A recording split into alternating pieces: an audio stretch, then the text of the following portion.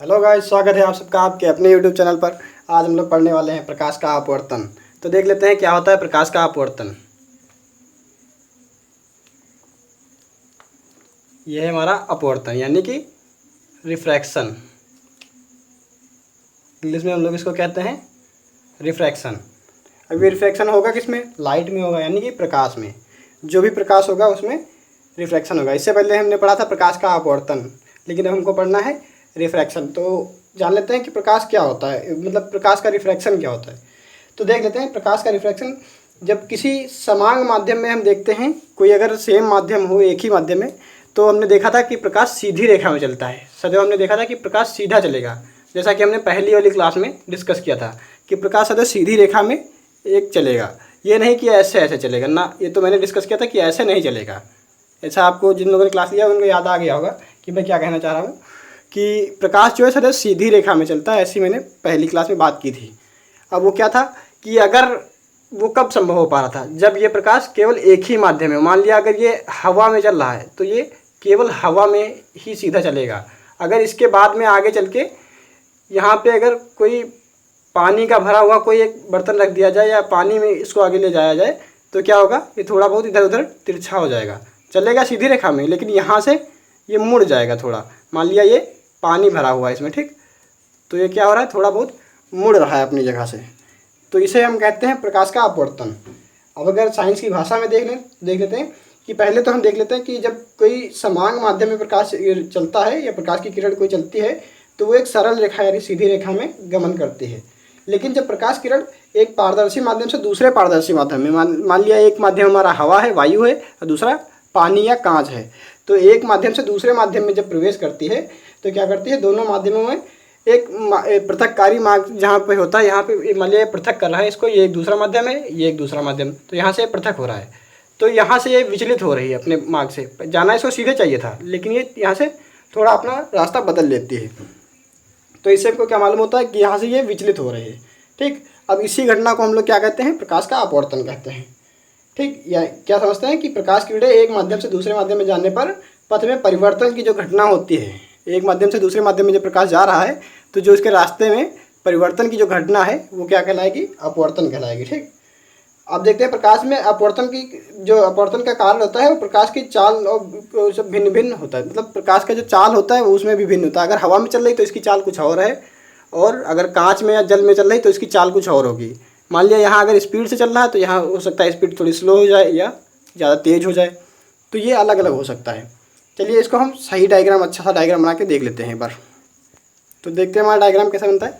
सबसे पहले हमने क्या किया, एक ये पृथककारी रेखा खींच ली। मतलब यहाँ से हमको पता चल रहा है कि इसके नीचे क्या हमने मान लिया, कांच मान लिया, ये कांच है, ठीक। इसके नीचे ये कांच है, ये हो गया हमारा कांच। इसके ऊपर क्या है, ये वायु है, ठीक। अब यहाँ पे मान लिया कोई प्रकाश ऐसे आते हुए इस पे पड़ रहा है, ठीक। ये यहाँ से प्रकाश आ रहा है, तो जाना इसको कहाँ चाहिए था, सीधे बिल्कुल ऐसे जाना चाहिए था, लेकिन ये ऐसे नहीं जाएगा, ये थोड़ा परिवर्तित हो जाएगा, अपने रास्ते से थोड़ा भटक जाएगा, थोड़ा तिरछा हो जाएगा। तो हमने देखा क्या, पहले यहाँ वायु से आ रहा था, ये एक हमारा माध्यम था वायु, तो फिर कहाँ गया, कांच में। तो वायु से कांच में आया जब, तो क्या हुआ, थोड़ा सा ये अपने मार्ग से विचलित हो गया। जाना इसको सीधे चाहिए था, लेकिन ये अलग मुड़ गया। तो इसी को हम लोग क्या कहते हैं, अपवर्तन कहते हैं। अब हम लोग देख लेते हैं, अगर इस पर हम एक अभिलंब डाल दें, अभिलंब क्या होता है, 90 डिग्री पे सीधा पड़ेगा। तो एक मान लिया अभिलंब हमने इस पर डाल दिया, तो अब हमको देखना है कि इसको जाना तो यहाँ सीधे चाहिए था, लेकिन ये अंदर की ओर मुड़ी, मतलब अभिलंब की ओर मुड़ गया। जो हमारा ये किरण है ये अभिलंब की ओर मुड़ा, अपवर्तित किरण जो हमारी है। तो इसमें एक कंडीशन है, वो कंडीशन हम लोग आगे देखेंगे, लेकिन उससे पहले हम दूसरी कंडीशन देख लेते हैं कि अभी तो ये अभिलंब की ओर मुड़ा है, लेकिन किसी सिचुएशन में ये अभिलंब से दूर भी जा सकता है। अभी तो ये अभिलंब की तरफ जा रहा था, लेकिन मान लिया आपकी से एक किरण इधर पड़ी तो ये अभिलंब इधर, पहले अभिलंब की ओर मुड़ा था, लेकिन अब किसे दूर, इधर की ओर, इधर हट गया और दूर हो गया। ये किस सिचुएशन में होगा, यदि कांच से वायु में आए। मान लिया ये कांच है, ठीक, ये कांच है, मान लिया ऊपर वाला माध्यम जो हमारा है वो कांच है, और ये नीचे वाला वायु है, ठीक। तो ये क्या होगा, दूर जाएगा। समझ में आ रही बात हम क्या कहना चाह रहे हैं? आई होप आप लोगों को समझ में आ गया होगा कि अगर वायु से कांच में आ रहा है तो अभिलंब की ओर जो हमारी अपवर्तित किरण है वो अभिलंब की ओर मुड़ रही है, और अगर कांच से वायु में आ रही है तो वो अभिलंब से और दूर जा रही है। चलिए नाम देख लेते हैं सबसे पहले, कि नाम देख लेंगे तो उससे हमको आसानी से समझ में आ जाएगा। तो सबसे पहले देखते हैं ये वाली क्या है। ये वाली हमारी आपतित किरण है। क्या है? आपतित किरण। ठीक, ये वाली हमारी क्या है? आपतित किरण हो गई। और ये वाली क्या है जो हमने यहाँ पे लिखा है? ये हो गई अपवर्तित किरण। अपवर्तित किरण, ये हो गई अपवर्तित किरण। अब ये क्या है जो हमने डाला? ये अभिलंब था। क्या था ये? अभिलंब। इसको यहाँ पे लिख लेते हैं। ये हमारा हो गया अभिलंब। ठीक, अब देखते हैं इसमें अब क्या देखने वाली बात रह गई। हाँ, ये जो पॉइंट है हमारा, ये इस पॉइंट को क्या कहते हैं? इसको हम कहते हैं आपतन बिंदु। यहाँ लिख लें, आपतन बिंदु। अलग लिख दिया, लेकिन आप समझ लेना किसकी बात कर रहे हैं हम। ये जो पॉइंट है ये क्या है? आपतन बिंदु हो गया हमारा। ठीक, अब क्या रहेगा इसमें? अब देख लेते हैं जो अभिलंब है हमारा, अभिलंब और ये आपतित किरण के बीच में जो कोण बन रहा है, इस कोण को देख लेते हैं। इस कोण को क्या कहते हैं बताइए? इस कोण को कहते हैं आपतन कोण। इसको क्या कहते हैं जो बनेगा? इसको कहेंगे, इसको अलग हम यहाँ पे लिख लेते हैं, आपतन कोण। इसको हम लोग आई से डिनोट करते हैं। किससे? स्मॉल आई से। समझ में आया? ये कोण कहाँ पे बनेगा? अभिलंब और आपतित किरण के बीच में जो एंगल बनेगा उसको हम क्या कहेंगे? आपतन कोण कहेंगे। अब एक दूसरा भी कोण बनना है, अभिलंब और अपवर्तित किरण। ये वाली अपवर्तित किरण हमारी है, यहाँ पे हमने देखा था ना, ये वाली अपवर्तित किरण है। तो अपवर्तित किरण और अभिलंब के बीच में जो बनना है, कोण बनना है, इसको हम लोग क्या कहते हैं? अपवर्तन कोण कहते हैं। इसको हम लोग अलग लिख लेते हैं यहाँ पे, इसे कहेंगे हम लोग अपवर्तन कोण। अब इसको किससे डिनोट करते हैं हम लोग? इसको स्मॉल आर से। ठीक, यहाँ लिख लेते हैं, वहाँ करना दिख रहा हो तो इसको हम लोग स्मॉल आर से लिखते हैं।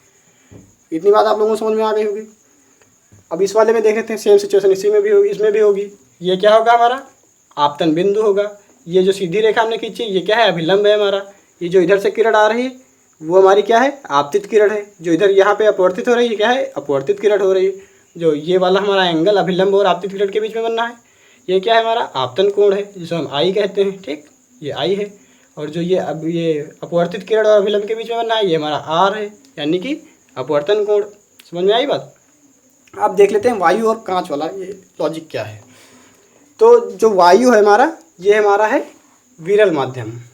इसको हम लोग क्या कहते हैं? विरल माध्यम। इसको लिख लेते हैं यहाँ पे, वायु है हमारा विरल माध्यम।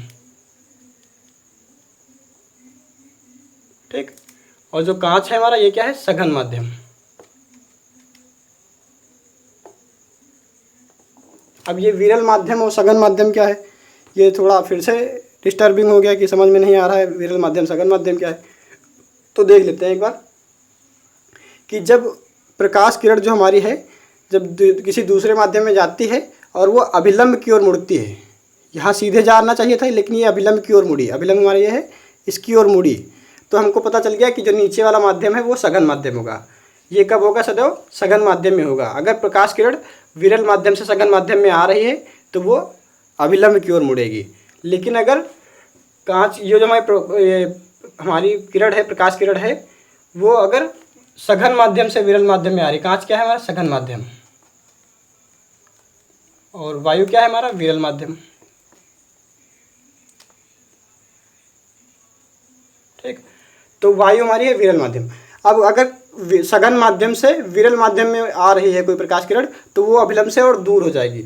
इसको यहाँ आना चाहिए था सीधे इधर, लेकिन ये और उससे दूर हो गई, अभिलंब से और दूर हो गई। तो ये हमको पता चल गया कि ये विरल माध्यम में है। तो अगर हमको कहीं पे क्वेश्चन में पूछा जाएगा कि पहचानो कि किरण जो है, अगर क्वेश्चन में दे दिया जाए कि ये जो हमारी किरण है वो विरल माध्यम से सघन माध्यम में जा रही, तो हमको सीधे सीधे पता चल जाएगा कि वो अभिलंब की ओर मुड़ेगी, यानी जो अपवर्तित होगी तो वो अभिलंब की ओर मुड़ेगी। क्वेश्चन में क्या दिया होगा कि जो प्रकाश किरण हमारी है वो विरल माध्यम से सघन माध्यम में प्रवेश कर रही है। तो हमको सीधे डायग्राम अगर बनाएंगे तो कौन सा बनेगा? ये वाला डायग्राम बनेगा। ठीक, यानी कि जो हमारी अपवर्तित किरण है वो अभिलंब की ओर मुड़ेगी। ठीक, और अगर हमको दे दिया जाए कि प्रकाश की किरण जो सघन माध्यम से विरल माध्यम की ओर जा रही, तो हम देखेंगे क्या कि हमारा जो प्रकाश किरण है वो अभिलंब से दूर जाएगी, पहले जो सीधी रेखा जाने वाली चाहिए तो थी सीधी, लेकिन ये अभिलंब से और दूर चली जाएगी। इतना आप लोगों को समझ में आ गया होगा। सारे नाम भी हम लोगों ने डिस्कस कर लिए। अब अपवर्तन एक बार फिर से देख लेते हैं सीधी सिंपल सी लैंग्वेज में। जिनको नोट करना है वो वाले बच्चे नोट कर लें, क्योंकि अभी समझा तो मैंने दिया है, लेकिन कुछ बच्चे हैं जो अपने आप से लिख नहीं पाएंगे, तो वो नोट करने के लिए लिख लें। क्या होता है, सीधी सिंपल साइंस की लैंग्वेज में देख लेते हैं कैसे क्या कहेंगे इसको। देखते हैं, किसी समांग माध्यम में प्रकाश की किरणें एक सरल रेखा में गमन करती हैं। जैसा मैंने बताया कि किसी समांग माध्यम में प्रकाश की किरणें सीधी रेखा में गमन करती हैं, अगर वो माध्यम एक ही है, समांग है, ठीक। अगर मान लिया वायु है तो वायु से वायु में अगर जाएंगी तो क्या होंगी, सीधी निकलेंगी। अगर कांच से कांच में जाएंगी तो सीधी निकलेंगी, जल से जल में जाएंगी तो सीधी निकलेंगी, हीरे से हीरे में जाएंगी तो सीधी निकलेंगी। तो ये हो गया हमारा समांग माध्यम। तो समांग माध्यम में सीधी रेखा में गमन करते हैं, परंतु जब प्रकाश की किरणें एक पारदर्शी माध्यम से दूसरे पारदर्शी माध्यम में प्रवेश करती हैं तो दोनों माध्यमों के पृथककारी पृष्ठ पर वे अपने मार्ग से विचलित हो जाती हैं। यानी कि अगर एक माध्यम से दूसरे माध्यम में प्रवेश करती हैं तो पृथककारी जो पृष्ठ होगा हमारा, जहाँ से अलग अलग पृष्ठ मालूम होगा कि एक यहाँ से ऊपर अलग दूसरा माध्यम है, उसके नीचे दूसरा माध्यम है, तो वहाँ से क्या होगा, वो अपने मार्ग से विचलित हो जाएंगे। अतः प्रकाश की किरणें एक माध्यम से दूसरे माध्यम में जाने पर उनके पथ में परिवर्तन की जो घटना होती है उसे हम क्या कहते हैं, उसे हम अपवर्तन कहते हैं। अब प्रकाश के अपवर्तन का कारण जो है, प्रकाश की चाल का विभिन्न माध्यम में भिन्न भिन्न होता है। अपवर्तन का जो कारण होता है वो प्रकाश की चाल का विभिन्न माध्यमों में अलग अलग होता है। अगर चाल अलग होगी तो सभी माध्यमों में अलग अलग अपवर्तन होगा, ठीक। चाल उसकी चाल पे डिपेंड करता है कितना अपवर्तन होगा। ये आप लोग बात समझ में आ गई। चलिए मिटा लेते हैं, अगला समझते हैं। अब हम लोग देख लेते हैं अपवर्तन के नियम। देखेंगे अपवर्तन के नियम, यानी कि लॉज ऑफ रिफ्रैक्शन। तो रिफ्रैक्शन के हम लोग लॉ देखेंगे, ठीक। क्या है अपवर्तन के नियम। तो दो नियम है हमारे पास। तो पहला नियम क्या है, पहला नियम हम लोग देखेंगे, डिस्कस करेंगे कि जो है आपतित किरण, अपवर्तित किरण तथा आपतन बिंदु पर अभिलंब जो होगा वो तीनों एक ही तल में होंगे। अभी हमने डायग्राम बनाया था, तो फिर से बना लेते हैं। ये अभिलंब डाल दिया इस पर, और एक ये प्रकाश की किरण इस पर हमने डाली, और ये अभिलंब की ओर झुक गया मान लिया, ठीक। ये आपतित किरण है, ठीक। तो हम लोग देखते हैं कि जो आपतित किरण है, अपवर्तित किरण है तथा आपतन बिंदु पर जो अभिलंब पड़ा हुआ है ये एक ही तल में है। ये वाला हमारा तल है, इसी पे आपतित किरण भी पड़ रही है, इसी से हमारी अपवर्तित किरण भी है, और अभिलंब भी हमारा इसी तल पे है। तो ये हमारा नियम हो गया। इसको लिखना चाहो तो लिख लो कि आपतित किरण, अपवर्तित किरण तथा आपतन बिंदु पर अभिलंब। आपतित किरण, अपवर्तित किरण तथा आपतन बिंदु पर अभिलंब। तीनों क्या होंगे, एक ही तल में होंगे। पूरा नहीं लिखेंगे, समझने की कोशिश कीजिए। थोड़ा यहाँ पे डार्क हो रहा है, अब क्लियर हो गया होगा। फिर से समझ लेते हैं। ये क्या है, हमने डायग्राम बना लिया, इस पर हमने अभिलंब डाला, तो क्या देखा, एक आपतित किरण है और ये यहाँ से अभिलंब की ओर थोड़ा अपवर्तित हो रही, ठीक। तो हमने क्या देखा, पहला नियम हमारा क्या कहता है कि जो आपतित किरण है और अपवर्तित किरण है और जो ये आपतन बिंदु पर जो अभिलंब है हमारा, वो क्या है, तीनों एक ही तल में होंगे। तल हमारा ये वाला है, ये तल है जो दोनों माध्यमों को अलग करता है। एक माध्यम हमारा ये हो गया, दूसरा माध्यम ये हो गया। तो इस पर जो हमारी आपतित किरण है वो भी इसी तल पे है, ये वाला जो तल है। अपवर्तित किरण है वो भी इसी तल से होते हुए जा रही है, और अभिलंब जो है वो भी इसी तल पे है, ठीक। तीनों एक ही बिंदु पे हैं, जिसको हम क्या कहते हैं, आपतन बिंदु, ठीक। तो ये हमारा पहला नियम हो गया। दूसरा नियम जो है वो इम्पोर्टेंट है। ये पहला वाला इतना इम्पोर्टेंट नहीं था, दूसरा वाला इम्पोर्टेंट है। आपने नाम सुना होगा स्नेल, ठीक। स्नेल का नियम, इसे स्नेल का नियम भी कहते हैं। तो ये स्नेल का नियम है क्या, वो देख लेते हैं हम। इसको हम लोग कहते हैं स्नेल का नियम। ये वाला इम्पोर्टेंट है, इसमें केवल यही एक नियम है, इसी से सारा आपका पूरा चैप्टर चलना है। तो इस नियम में क्या है कि किन्हीं दो माध्यमों के लिए आपतन कोण की ज्या तथा अपवर्तन कोण की ज्या का अनुपात नियतांक होता है। अब दो माध्यम मैंने ले लिए, एक ये माध्यम होगा, एक ये। इसमें आपतन कोण की ज्या तथा अब दूसरे माध्यम में अपवर्तन कोण की ज्या का जो अनुपात होता है वो नियतांक होता है। ठीक, मान लिया जो ये आपतन कोण की जो हमारी ये है, ये हुआ हमारा आपतन कोण की ज्या जिसे हम आई कहते हैं। दूसरा क्या हुआ, अपवर्तन कोण की ज्या जिसे हम आर कहते हैं। ये जो होता है नियतांक होता है। फिर से देख लेते हैं कि जो आपतन कोण की ज्या और अपवर्तन कोण की ज्या का अनुपात नियतांक होता है। तो आपतन कोण हमारा क्या हुआ, ज्या समझते हैं। अच्छा, पहले हम लोग ज्या देख लेते हैं। ज्या क्या होती है, इसे हम लोग साइन कहते हैं। साइन थीटा कॉस थीटा तो आप लोगों ने पढ़ा ही होगा, वही ये साइन है, कुछ और नहीं है। ज्या हम लोग हिंदी में कहते हैं साइन को। ये बात आप लोगों को समझ में आ गई कि जो ज्या है हमारा वो क्या है, साइन है। तो फिर से नियम देख लेते क्या है कि आपतन कोण की ज्या, मानिए ये आपतन कोण की ज्या क्या होगी, साइन आई। ये हो गया साइन आई। और अपवर्तन कोण की ज्या का अनुपात, यानी अनुपात में हमने लिखा अपवर्तन कोण। अपवर्तन कोण क्या है, आर, यानी कि साइन आर हो गया। ये हो गई आपतन कोण की ज्या, ये अपवर्तन कोण की ज्या। इनका जो अनुपात होता है, अनुपात हमने लिख लिया, ये नियतांक होता है।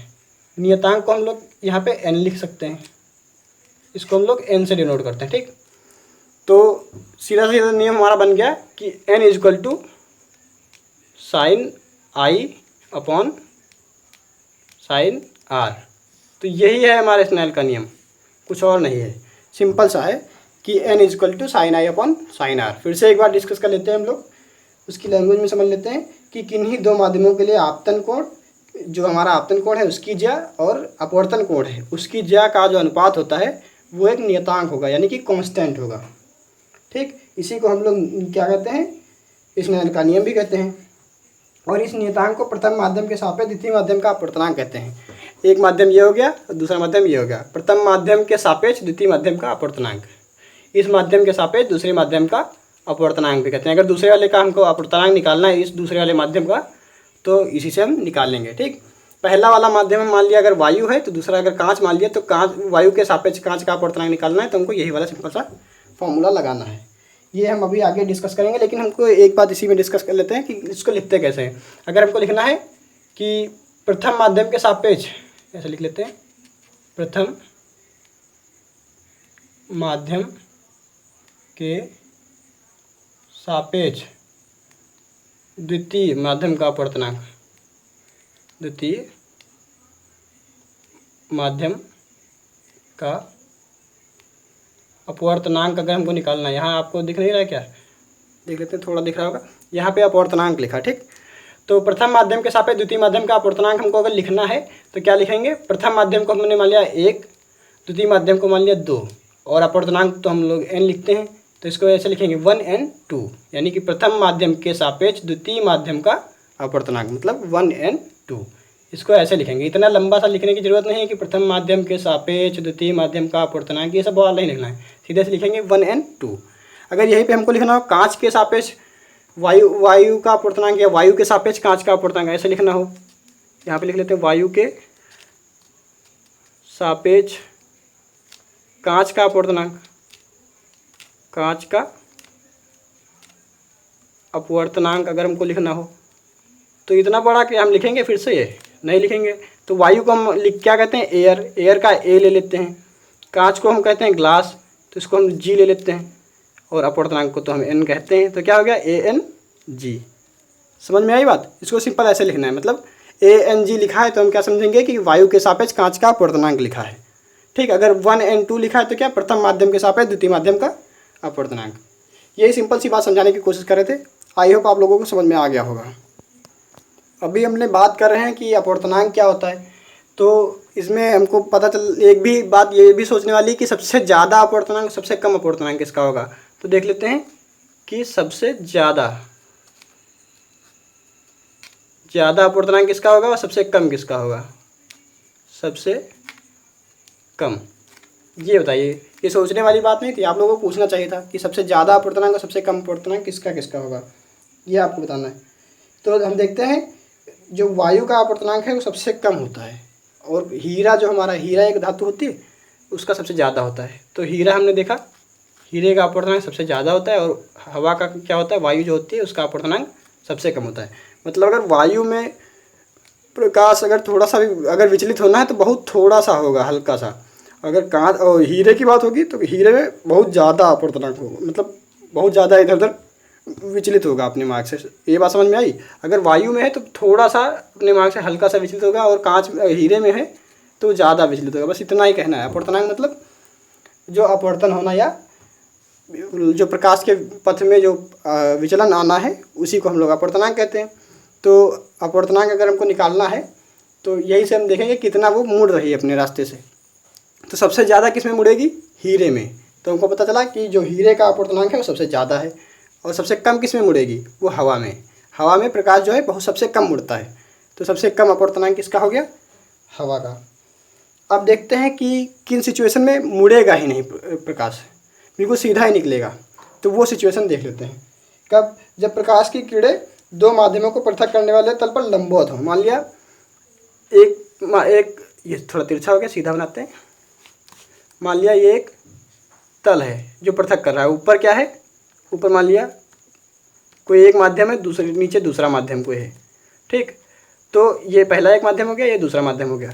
अगर इनका अपवर्तनांक समान है, मतलब जितना इसमें विचलन हो रहा है उतना इसमें भी विचलन हो रहा है, तो क्या होगा? प्रकाश की किरणें सीधे निकलती चली जाएंगी। ऐसे अगर ऐसे आ रही तो सीधे निकलती चली जाएंगी, क्योंकि जितना इसका अपवर्तनांक था पहले वाले माध्यम का उतना ही अपवर्तनांक दूसरे वाले माध्यम का भी है।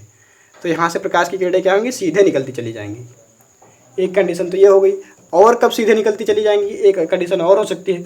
अगर मान लिया ये हमारा पृथक्करण का जो हुआ, एक माध्यम मान लिया ये है कोई, यहाँ पे कोई पहला माध्यम है, यहाँ पे कोई दूसरा माध्यम, इनका भले ही अपवर्तनांक समान ना हो, भले ही इसका अपवर्तनांक कुछ और, मान लिया इसका अपवर्तनांक 2 है और इसका अपवर्तनांक 3 या 4 है, लेकिन फिर भी अगर ये लंबवत डाली गई प्रकाश किरण, सीधी यहाँ से लंबवत डाली गई, इसको सीधी मान लेना, ठीक। तो अगर सीधी डाली गई तो सीधे लंबवत ही निकल जाएगी, क्योंकि ये अभिलंब की अगर तिरछा होगी, नीचे वाले का अगर ये माध्यम सघन है तो अभिलंब की ओर मुड़ना चाहिए था। अगर नीचे वाला विरल है माध्यम तो इसको अभिलंब से दूर जाना चाहिए था, लेकिन यहाँ तो ये खुद ही अभिलंब की जगह पे आ रही है, तो इसका इधर उधर विचलन नहीं होगा। ये मुड़ेगी कब? विचलन कब होगा? जब ये तिरछा पड़ेगी। लेकिन यहाँ पे तिरछा तो पड़ नहीं रही, सीधे अभिलंब पे ही सीधी पड़ रही है। तो सीधी जब भी प्रकाश किरण पड़ेगी किसी भी माध्यम में हो, वो सीधी निकलती चली जाएगी। केवल इतना बात समझाना था। ये दो हमारी कंडीशन ऐसी हैं जिनमें प्रकाश की किरण मुड़ती नहीं है। एक कब? जब माध्यम का अपवर्तनांक, दोनों माध्यमों का अपवर्तनांक समान हो। मान लिया पहले वाले का जितना अपवर्तनांक, मान लिया इसका अपवर्तनांक 4 है और दूसरे वाले का भी अपवर्तनांक 4 ही है, तो ये सीधी निकलती चली जाएगी, कोई दिक्कत नहीं। और दूसरा वाला कंडीशन क्या है? जब ये सीधे अभिलंब पर, मतलब ये सीधे सीधे 90 डिग्री पर ये डाली जाए प्रकाश की किरण, तो ये सीधी निकलती चली जाएगी, भले ही इसका अपवर्तनांक कितना भी अलग हो। मान लिया इसका अगर 4 है, इसका 8 अपवर्तनांक है, उससे कोई फ़र्क नहीं पड़ता। अगर ये अभिलंब पर है तो ये सीधी निकलती चली जाएगी। इतना आई होप आप लोगों को समझ में आ गया होगा। अब हम लोग इसका एक न्यूमेरिकल देख लेते हैं, एक सवाल लगा के देख लेते हैं कैसे ये सवाल लगेंगे। रूल तो हमने डिस्कस कर ही लिया था, स्नेल का नियम जो था उसको हमने देख लिया था, उसी के अकॉर्डिंग को लगाना है। तो हम लोग देखते हैं कि इसका न्यूमेरिकल कैसे लगाएंगे। न्यूमेरिकल हमारे पास दिया है कि जब प्रकाश की किरण विरल माध्यम से सघन माध्यम में प्रवेश करती है, माना ये एक पृथककारी हमारा पथ हो गया, यहाँ एक अभिलंब हो गया, ठीक। अब विरल माध्यम से सघन माध्यम में प्रवेश कर रही है, मतलब सघन माध्यम नीचे है, सघन माध्यम में प्रवेश कर रही है विरल माध्यम से, ठीक। तो विरल माध्यम से सघन माध्यम में प्रवेश करिए। अब सघन माध्यम में जब प्रकाश की किरण प्रवेश करती है तो क्या होता है? मान लिया ये अगर यहाँ से ऐसे आ रही है और सघन माध्यम में प्रवेश करेगी तो अभिलंब की ओर मुड़ती है। ऐसा हमने देखा था, क्या था कि वो अभिलंब की ओर मुड़ रही थी। जाना इसको सीधे चाहिए था ऐसे, लेकिन ये अभिलंब की ओर मुड़ गई। इधर ये आ रही थी और ये अभिलंब की ओर मुड़ गई। क्यों मुड़ी? क्योंकि ये विरल माध्यम से सघन माध्यम में आ रही है। हमने अभी पीछे पढ़ा था कि सघन माध्यम में जब प्रकाश की किरण आती है तो वो अभिलंब की ओर झुक जाती है। अब हमको आगे क्या दिया है? आपतन कोण दिया है 45 डिग्री। तो ये हमारा हो गया आपतन कोण, ये दिया हुआ है, जिसे हम लोग क्या कहते हैं? कोण आई। ये हमारा क्या दिया है? 45 डिग्री। और दिया है हमारा अपवर्तन कोण। अपवर्तन कोण क्या दिया है? 30 डिग्री, जिसे हम कोण आर कहते हैं। ये दिया है 30 डिग्री। अब क्या पूछा? प्रथम माध्यम के सापेक्ष द्वितीय माध्यम का अपवर्तनांक। तो पहला माध्यम तो ये हो गया विरल वाला, दूसरा क्या हो गया? ये सघन वाला हो गया। तो प्रथम माध्यम के सापेक्ष द्वितीय माध्यम का हमको अपवर्तनांक निकालना है। तो हम देखते हैं इसको कैसे लिखते हैं। इसको अभी हमने बात की थी कि प्रथम माध्यम के सापेक्ष द्वितीय माध्यम का अपवर्तनांक लिखना है, तो कैसे लिखेंगे? 1n2, ऐसे ही तो लिखते हैं 1n2। तो 1n2 हमको निकालना है। ठीक, इसके लिए हमारे पास सूत्र क्या है अपवर्तनांक वाला, कि साइन आई बटे साइन आर, यही तो हमारा था स्नेल का नियम, साइन आई बटे साइन आर। तो साइन आई का मान कितना दिया है, आई 45 दिया, तो ये क्या हो गया साइन 45 डिग्री, और नीचे क्या है साइन आर, तो साइन आर का मान कितना दिया 30 डिग्री। हमको ये तो मालूम है साइन 45 डिग्री का मान कितना होता है 1/√2, और साइन 30 डिग्री का मान कितना होता है, ये होता है 1/2। ये तो सबको पता ही होगा, नहीं पता है तो मैथ वाली क्लास आप लोग देखिएगा। तो देखते हैं क्या होगा कि ये जो है इससे मल्टीप्लाई करेगा और ये ऊपर वाले से मल्टीप्लाई करेगा, तो ये कितना हो जाएगा 1/2/√2 × 1। इससे ये कटेगा तो कितना आएगा √2 आएगा, कितना आ जाएगा √2। √2 का मान कितना होता है कोई बताएगा, सभी को पता होगा कितना होता है मान 1.414। तो ये क्या आया हमारा प्रथम माध्यम के सापेक्ष द्वितीय माध्यम का अपवर्तनांक, इसको ऐसे लिखेंगे 1 और 2, ये हमारा क्या है 1 और 2, कितना आया 1.414, क्या सीधे ऐसे कहें तो √2। तो अगर हमको पूछा जाए कि प्रथम माध्यम के सापेक्ष द्वितीय माध्यम का अपवर्तनांक क्या आया तो बताएंगे 1.414। ठीक, ये हमारा ऐसे लगेगा, सिंपल सा सवाल है, कोई दिक्कत नहीं है इसमें, सिंपल सा है। यहाँ पे आप लोग दिख नहीं रहेगा, फिर आपको डिस्कस कर ऐसे बता देते हैं कि ये लिखा है साइन आई बटे साइन आर लिखा हुआ है। ठीक, ये तो आपको दिख ही रहेगा कि क्या लिखा है साइन 45 लिखा है डिग्री, और ये लिखा है साइन 30 डिग्री बटे में। फिर आपको इसके मान रख दिया, साइन 45 डिग्री का मान रख दिया है, वो होता है 1/√2, फिर साइन 30 डिग्री का मान रख दिया है, वो होता है 1/2। कैलकुलेशन की कितना है 1.414। तो इतना आप लोगों को आई होप समझ में आ गया होगा। देख लेते हैं कि अपवर्तनांक का प्रकाश की चाल से क्या संबंध है। अपवर्तनांक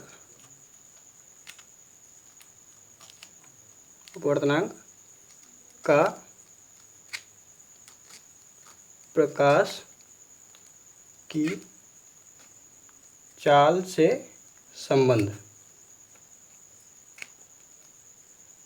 तो देख लेते हैं अपवर्तनांक का जो है प्रकाश की चाल से क्या संबंध है।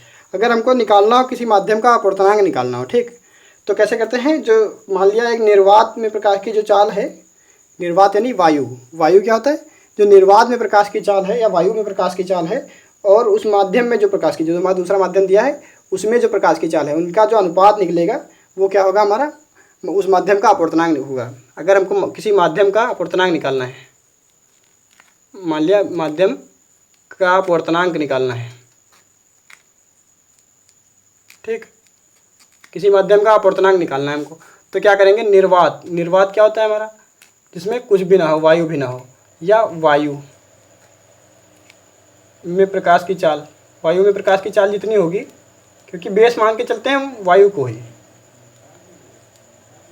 जैसे हम परसेंटेज नहीं निकालते हैं तो उसमें 100 को बेस मान के चलते हैं, 100 के अकॉर्डिंग 100 के अकॉर्डिंग ही निकालते हैं ना सारा कुछ, वैसे ही इसमें हम क्या मान के चलते हैं, जो वायु में प्रकाश की चाल है उसको हम एक्चुअल प्रकाश की चाल मान के चलते हैं। ठीक, तो निर्वात में प्रकाश की चाल जो है और उस माध्यम में प्रकाश की चाल का जो अनुपात होगा, कोई माध्यम, जो कुछ भी माध्यम होगा, जिस माध्यम का हम निकाल रहे हैं, उस माध्यम में प्रकाश की जो चाल होगी, प्रकाश की जो चाल होगी उसके अनुपात के बराबर होगा। यानी कि अगर हमको किसी माध्यम का अगर हमको अपवर्तनांक निकालना है, मान लिया वो माध्यम हमारा कांच है, तो हम क्या करेंगे, वायु में जो प्रकाश की चाल है उसकी और कांच में प्रकाश की चाल के अपवर्तनांक निकालेंगे, जो अनुपात निकालेंगे वो हमारा क्या होगा, वो कांच का अपवर्तनांक होगा। अब हम लोग देखते हैं, जो हम वायु में प्रकाश की चाल होती है, निर्वात में प्रकाश की चाल होती है, इसको हम कैपिटल सी से लिखते हैं। किससे लिखते हैं, कैपिटल सी से। और जो किसी माध्यम में होता है उस माध्यम को हम लोग लिखते हैं वी। ठीक, इसको हम लोग क्या लिखते हैं, वी। तो ये हमारा हो गया नोट करने के लिए सिंपल सा अपवर्तनांक, तो हम पहले से जानते हैं कि इसको हम लोग एन से लिखते हैं, स्मॉल एन से। तो रूल हमारा क्या बना, n = c/v। ये आप लोगों को समझ में आ गया होगा। ये सिंपल सा रूल निकला हमको, जब किसी माध्यम का हमको अपवर्तनांक निकालना है तो क्या करेंगे, वायु में प्रकाश की चाल जितनी है उसको ऊपर रख देंगे, और नीचे जो हमारा माध्यम दिया है उसमें देखेंगे प्रकाश की चाल कितनी है, दोनों को भाग कर देंगे, जितना आएगा वो हमारा क्या होगा, उस माध्यम का जो अपवर्तनांक होगा वो हमारा निकल आएगा। ठीक, कितना समझ में आ गया होगा आपको। अब देख लेते हैं, जब किन्हीं दो माध्यमों के लिए प्रथम माध्यम के सापेक्ष द्वितीय माध्यम का जो अपवर्तनांक है उन माध्यमों प्रकाश की चाल के अनुपात के बराबर हो जाता है। जब कोई दो माध्यम हो, ठीक, और प्रथम माध्यम के सापेक्ष जो दूसरे माध्यम का अपवर्तनांक है वो प्रथम माध्यम कि जो प्रकाश की चाल होगी यानी वायु जो हमारा है, और द्वितीय माध्यम में जो प्रकाश की चाल है उसके अनुपात के बराबर हो जाएगा। जो आएगा वो दूसरे माध्यम का क्या होगा, अपवर्तनांक कहलाएगा। यही हमने इसमें बात की है। अब हम देख लेते हैं दो अलग अलग ले लेते हैं अपवर्तनांक किसी के, या कोई दो ऐसे ले लेते हैं जिनके प्रकाश की चाल हो। माना पहला एक लिया वायु के सापेक्ष अगर हम लें तो किसका, कांच का ले लेते हैं। तो वायु के सापेक्ष कांच का अपवर्तनांक लिखना हो तो कैसे लिखेंगे, वायु का ए लिखते हैं, फिर एन, फिर कांच का क्या लिखेंगे, जी। तो वायु के सापेक्ष कांच का अपवर्तनांक, सिंपल सी बात है। ऐसे समझ में आ रहा है ना कि पूरा लिख दे इसमें। चलिए ऐसा समझ लीजिए, वायु को लिखते हैं एयर होता है ना, एयर, एयर का हमने ए ले लिया, और कांच के लिए ग्लास होता है, ग्लास का जी ले लिया। तो इसको क्या लिखा, वायु के सापेक्ष कांच का अपवर्तनांक। ऐसे तो लिखेंगे जैसे प्रथम माध्यम के सापेक्ष द्वितीय माध्यम का अपवर्तनांक निकालते थे ना, 1n2 लिखते थे, वैसे ही ANG लिख दिया। तो क्या है, ये हमारा वायु के सापेक्ष कांच का अपवर्तनांक है। तो अब देखेंगे वायु में प्रकाश की चाल, वायु में प्रकाश की चाल ये ऊपर रखेंगे ना सबसे पहले, और बट्टे में क्या होगा, कांच, नीचे कांच दिया हुआ है, कांच के सापेक्ष कांच की निकालना है अपवर्तनांक। तो कांच में प्रकाश की चाल, प्रकाश की चाल, यहाँ पे आपको लाइट लग रही है, दिख नहीं रहा होगा, लेकिन देख लीजिए कि क्या है। जैसे ये वाला ऊपर लिखा था माध्यम, माध्यम की जगह की हमको क्या मालूम हो गया कि हमारा कांच है माध्यम, कांच का अपवर्तनांक हमको निकालना है। तो ऊपर तो हमको वायु या निर्वात ही रखना था, तो वायु में प्रकाश की चाल लिख दी, क्योंकि उसी के बेस पे हमको निकालना है। नीचे क्या है, उसी माध्यम की चाल रखनी है। माध्यम हमारा क्या है, कांच, तो हमको कांच में प्रकाश की चाल कितनी है वो लिखनी। तो वायु के लिए तो हम लोग सदैव सी ही लिखते हैं, कैपिटल सी। लेकिन कांच में क्या लिखेंगे, तो माध्यम के लिए तो वी लिखते थे, लेकिन कांच के लिखते हैं जी। तो क्या हो जाएगा, वी जी। तो ANG के जगह पे हम लोग क्या लिखेंगे, ANG बराबर क्या हो जाएगा, C/VG। इतना आप लोगों को समझ में आया। तो इसको हम मान लेते हैं इक्वेशन 1 हो गई, ये हमारी हो गई एक इक्वेशन। अब दूसरा देख लेते हैं, अगर कोई और भी दिया हो, अगर मान लेते हैं वायु के सापेक्ष जल का अपवर्तनांक निकालना हो, तो वायु के लिए तो ए लिखते हैं, जल के लिए लिखते हैं वाटर, वाटर होता है ना, वाटर माने जल। तो वाटर का W ले लिया हमने, तो इसको क्या लिखेंगे, वायु के सापेक्ष जल का अपवर्तनांक, तो ANW हो गया। तो ऊपर तो वही रखेंगे, वायु में प्रकाश की चाल,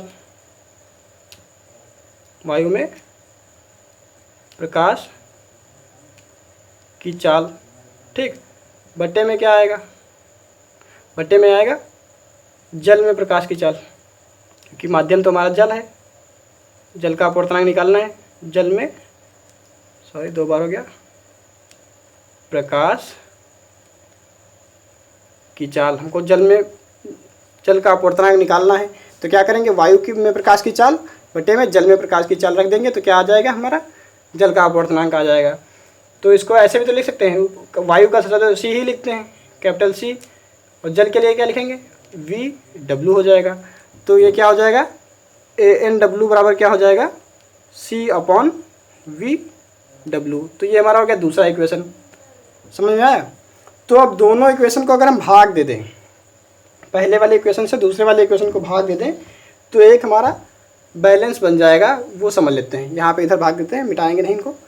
तो दूसरे वाले से हम पहले वाले को अगर भाग दें, मान लिया ये दूसरा वाला क्या था हमारा, ANW था, ANW आया, यहाँ पे हमने लिख लिया ANW, यानी वायु के सापेक्ष जल का अपवर्तनांक बराबर कितना आया था, C/VW। इसको हम भाग देते हैं किससे, ANG से, ANG से भाग दिया, वो कितना आया, C/VG। दोनों को हमने भाग दे दिया, तो क्या आया, ANW बटे ANG आया, ANW बटे ANG आया। अब ये C तो गया कट, बचा गया ये VG ऊपर चला जाएगा, इससे मल्टीप्लाई करेगा ये इससे, तो इसमें एक ही एक बचा था, तो क्या हो गया, VG ऊपर हो जाएगा और VW नीचे आ जाएगा। तो ये हमारा क्या निकला, एक बैलेंस बन के निकला। क्या है कि अगर वायु के सापेक्ष जल का अपवर्तनांक और बटे वायु के सापेक्ष कांच का अपवर्तनांक हो, तो यहाँ पे क्या होगा, कांच में प्रकाश की चाल बटे वायु में जल में प्रकाश की चाल के अनुपात के बराबर होगा। ये बात आपको समझ में आई, सिंपल सा था, एक कुछ इसमें ज़्यादा समझने वाली बात थी नहीं। अब एक बात और नोट करके आप लोग लिख लीजिए कि एक माध्यम से दूसरे माध्यम का जो प्रकाश का अपवर्तनांक होता है वो प्रकाश के रंग पर निर्भर करता है। यानी कि जब एक माध्यम के सापेक्ष दूसरे माध्यम का अपवर्तनांक प्रकाश के रंग पर निर्भर करता है। अगर किसी एक माध्यम से प्रकाश दूसरे माध्यम में जा रहा है तो वो उसके रंग पे भी निर्भर करेगा कि उसका रंग क्या है। अगर मान लिया उसका रंग बैंगनी है, ठीक, बैंगनी रंग का जो अपवर्तनांक है वो सबसे ज़्यादा होता है। मान लिया यहाँ पे लिख लेते हैं बैंगनी है, ठीक, बैंगनी या नीला है तो उसका अपवर्तनांक सबसे ज़्यादा होगा। क्या होगा? अपवर्तनांक सबसे ज़्यादा होगा। लेकिन यही अगर लाल है, ये रंग लाल है तो इसका अपवर्तनांक सबसे कम होगा, ठीक। ये इससे रंग पे भी निर्भर करता है कि कितना वो मुड़ेगा, कितना अपने मार्ग से विचलित होगा। अगर बैंगनी है तो सबसे ज़्यादा मुड़ेगा, सबसे ज़्यादा उसका अपवर्तनांक होगा, और अगर लाल है तो वो सबसे कम मुड़ेगा, उसका अपवर्तनांक सबसे कम होगा। ये बात आप लोगों को समझ में आ गई। अब एक न्यूमेरिकल लगा के देख लेते हैं। इतना सारा ये जो बनाए हैं इसका यूज़ देख लेते हैं कैसे करेंगे हम। तो एक न्यूमेरिकल देख लेते हैं, एक सवाल लगा के देखते हैं। तो हमारा सवाल दिया हुआ है कि यदि वायु में प्रकाश की चाल 3 × 10⁸ मीटर प्रति सेकंड है, ये हमारी चाल दी है कि वायु में इतनी स्पीड से प्रकाश ट्रैवल कर रहा है।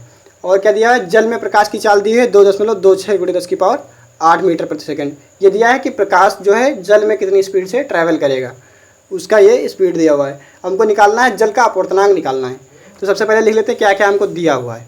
दिया हुआ है वायु में प्रकाश की चाल। तो वायु में प्रकाश की चाल को हम लोग कैपिटल सी से लिखते हैं। तो कैपिटल सी कितना दिया हुआ है? 3 × 10⁸ मीटर पर सेकेंड, ये हमको दिया हुआ है।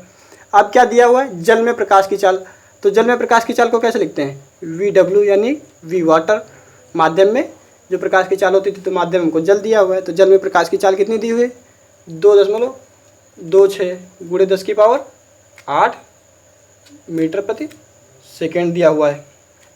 आपको निकालना क्या है? जल का अपवर्तनांक निकालना है, मतलब वायु के सापेक्ष जल का अपवर्तनांक निकालना है।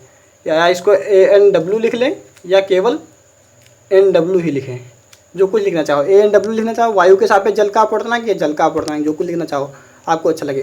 तो हम लिख लेते हैं ANW लिख लेते हैं। यहाँ पे वायु के सापेक्ष जल का अपवर्तनांक निकालना है हमको। तो इसको ऐसे लिखेंगे, कैसे? इसका फार्मूला क्या था?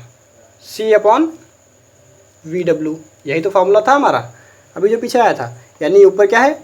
वायु में प्रकाश की चाल और नीचे माध्यम में प्रकाश की चाल। तो वायु में प्रकाश की चाल हमको दी हुई है 3 × 10⁸ मीटर प्रति सेकेंड।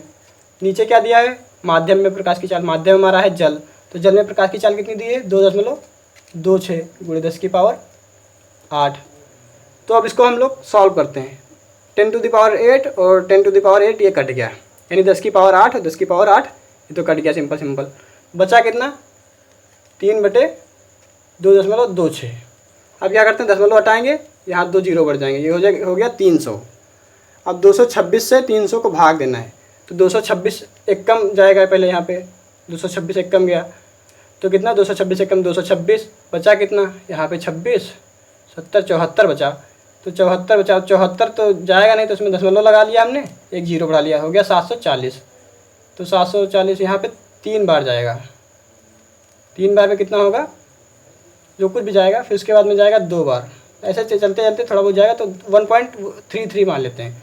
ये इतना आया। इसका कितना आया? जल का अपवर्तनांक जो आया 1.33 आया, ठीक।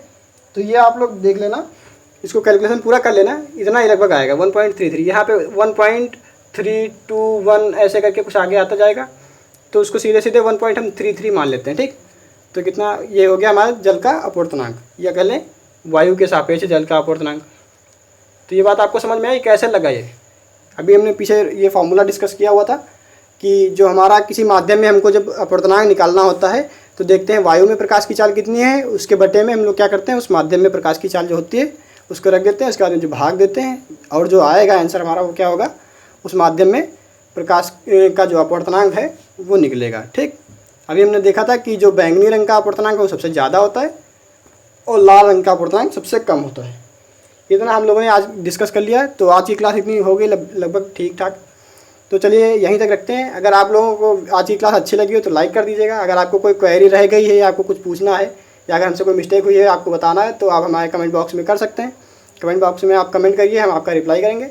और हमारे चैनल को सब्सक्राइब कर लीजिए, अपने दोस्तों को भी शेयर करिए, वो भी सब्सक्राइब करें, वो भी पढ़ें आपके यहाँ से, तो हमको भी अच्छा लगेगा कि आप लोग हमारे सहयोग कर रहे हैं।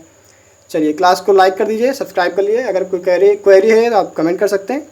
आज की क्लास यहीं तक करते हैं। Thank you. जय हिंद।